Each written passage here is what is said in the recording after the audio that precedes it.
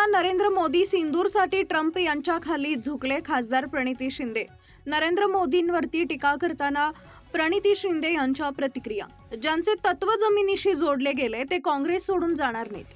काँग्रेस पक्ष हा देशाच्या संविधानासाठी लढला. पंतप्रधान नरेंद्र मोदी सिंदूरसाठी ट्रम्प यांच्या खाली झुकले. मोदी म्हणतात झुकेगा नाही आणि ट्रम्प खाली झुकलात आणि देशाला कमकुवत केलं. जेव्हा इंदिरा गांधी पंतप्रधान होत्या तेव्हा पाकिस्तान इंदिरा गांधींसमोर सरेंडर झालेले. अमेरिकेचे तत्कालीन अध्यक्ष रिचर्ड निक्सन यांना इंदिराजींचं ऐकावं लागलं आणि इकडं नेमकं उलटं झालं. इकडे मोठे मोठे बाण सोडतात आणि तिकडे नतमस्तक होतात. ज्या देशासाठी आपली सेना लढली त्या सेनेला कमकुवत बनवण्याला नरेंद्र मोदी जबाबदार आहेत. अजितदादांच्या टीकांविषयी प्रतिक्रिया. शेतकऱ्यांची कर्जमाफी, लाईट बिल होत नाही आणि अजितदादा म्हणतात इलेक्शनच्या आधी हे सगळं बोललं जातं, नंतर त्यांचे महत्त्व नसतं. तुमचा वापर केला, मतं घेतली आणि निवडणूक झाल्यावर तुम्हाला सोडून दिली आणि तुमचा अपमान केला कारण तुमची किंमत राहिली नाही. लोकसभा आणि विधानसभा निवडणुकीत साम दाम दंड भेद वापरून तुम्हाला विकत घ्यायचा प्रयत्न केला. महायुतीवर टीका करताना प्रतिक्रिया. भाजप म्हणजे दो दिन की चांदणी है. देवेंद्र फडणवीस, एकनाथ शिंदे आणि अजितदादांमध्ये काहीही ताळमेळ नाही. एकमेकांना खेचत आहेत. देवेंद्र फडणवीस त्यांचे पीए बनू देत नाहीयेत. कार्यक्रमात त्यांची नावं नसतात. स्टेजवर बसायला जागा देत नाहीत. लवकरच त्या आघाडीची बिघाडी होणार आहे, ती तुटणार आहे. काँग्रेस पक्ष कधी तुटत नाही, तो मजबूत असतो. साथ दिली. काँग्रेस पक्षाने या देशाला स्वातंत्र्य दिलं. काँग्रेस पक्ष या देशाच्या संविधानाच्या रक्षणासाठी लढला. काँग्रेस पक्षाने या देशाला मजबूत केलं. आणि मोदींनी काय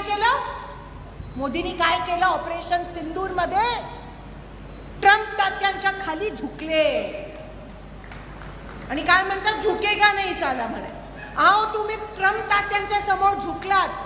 ज्या दिवशी तुम्ही ट्रम्पच्या समोर झुकलात त्या दिवशी तुम्ही माझ्या देशाला कमजोर केलं. कोण जबाबदार आहे यासाठी मला सांगा.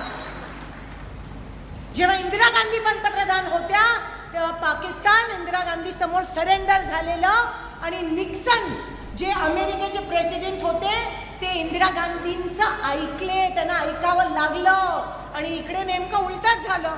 इकडे मोठे मोठे बाण सोडतात आणि तिकडे नतमस्तक असे होतात. मी हे का सांगते तुमच्या समोर?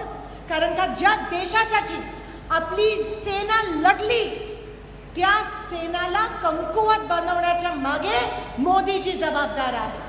कारण का ज्या दिवशी तुम्ही पाकिस्तान समोर आणि अमेरिकेत झुकलात तेव्हा आपल्या सेनेचा त्याग जो आहे तो तुम्ही नाकारलात. म्हणजे केवढा मोठा अपमान तुम्ही माझ्या देशाचा आणि माझ्या सेनेचा केला. आणि त्याचं पण प्रोपगॅन्डा करत होते. सिंदूर ठिकठिकाणी वाटत होते तेव्हा आपल्या महिला भगिनींनी म्हणाला आम्हाला नकोय हा फार्स. आणि आता पण सांगते काही दिवसात जिल्हा परिषद आणि ग्रामपंचायती निवडणुकी आहेत तेव्हा पण तुमच्या समोर येतील हे सगळं घेऊन. पण तुम्ही सतर्क राहायला पाहिजे. आपण सगळ्यांनी लढाई एकत्र लढली पाहिजे. आणि आता पण सांगते काही दिवसात जिल्हा परिषद आणि ग्रामपंचायती निवडणुकी आहेत तेव्हा पण तुमच्या समोर येतील हे सगळं घेऊन. पण तुम्ही सतर्क राहायला पाहिजे. आपण सगळ्यांनी लढाई एकत्र लढली पाहिजे. शेतकऱ्यांची कर्जमाफी होत नाहीये, लाईट बिल माफ नाही होत आहे. आणि अजितदादा काय म्हणतात बघा किती निगरगट्ट आहेत. अजितदादा काय म्हणतात ओ इलेक्शनच्या आधी हे सगळं बोललं जातं, त्याच्यानंतर ह्याचं काय महत्त्व नसतं. म्हणजे तुमचा वापर केला, तुमच्या जीवावर मतदान घेतलं आणि इलेक्शनला निवडून आल्यावर तुम्हाला सोडून दिला, तुमचा अपमान केला.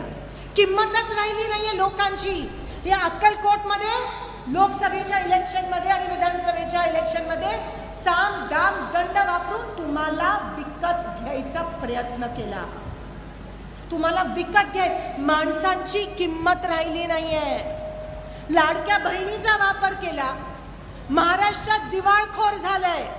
लाडक्या बहिणीला आम्हाला विरोध नाहीये पण तुम्हाला नियोजन करायला काय झालं? लाडकी बहीण चालू करायची आणि संजय गांधी निराधारच्या पगारी बंद करायच्या.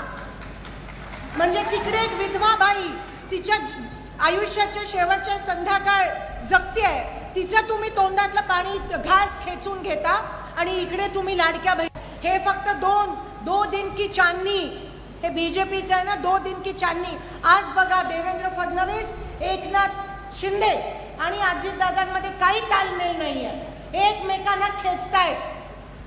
देवेंद्र फडणवीस त्यांच्या पीए बनू देत नाहीयेत, ह्यांच्यामध्ये ह्यांची नावं नसतात, ह्यांना स्टेजवर बसायला जागा नसते. लवकरच ते तुटणार आहे, सगळी ती बिघाडी होणार आहे त्या आघाडीची. पण काँग्रेस पक्ष कधी तुटत नाही, तो मजबूत असतो आणि काँग्रेस पक्ष कधी कॉम्प्रोमाइज पण होत नाही.